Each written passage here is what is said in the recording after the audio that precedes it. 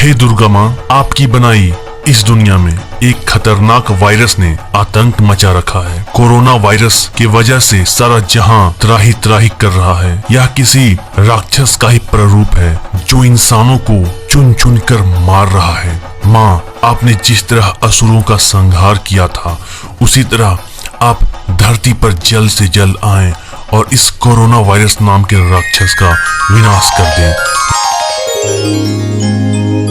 पूर्व से फूटली किरनियान हो, जागा भोर भइल माई, तुहके जगावेली मलिनियान हो,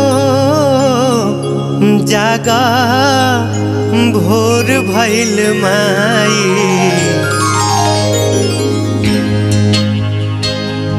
पूर्व से फूटली किरनियान हो, जागा भोर भइल माई, तुहके जगावेली मलिनियान हो, जागा भोर भइल माई।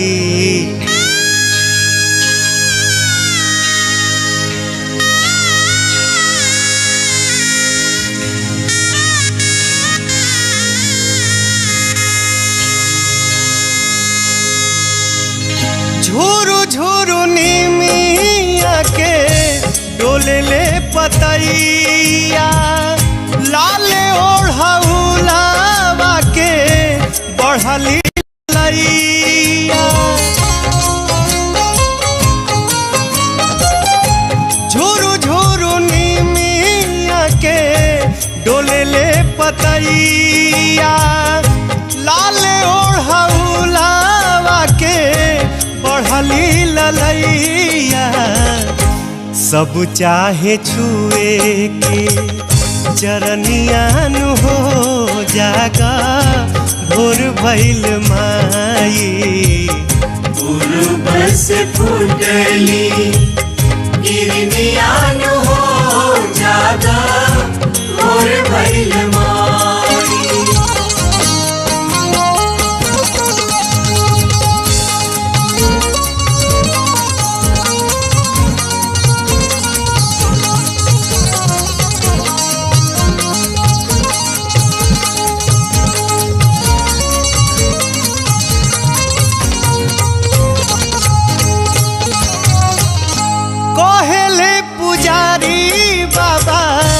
जागी जाई मैया, आई के दुआरिया पर खाड़ भैरो भैया। कहले पुजारी बाबा, जागी जाई मैया, आई के दुआरिया पर खाड़ भैरो भैया। किन बाड़ी सा तोरे बहिनियान हो, जागा भोर भइल माई। पूर्व से फूटली किरनियान हो, जागा भोर भइल माई।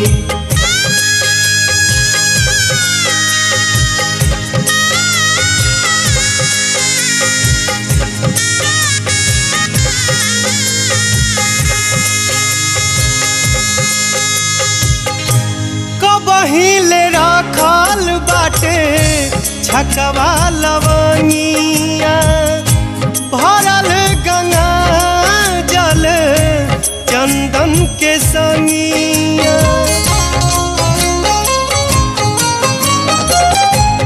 पहिले रखल बाटे छकवा लवनिया, भरल गंगा जल चंदन के संगिया।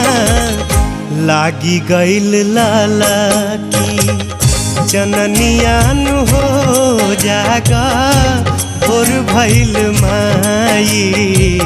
पूर्व से फूटली किरनियान हो, जागा भोर भइल माई।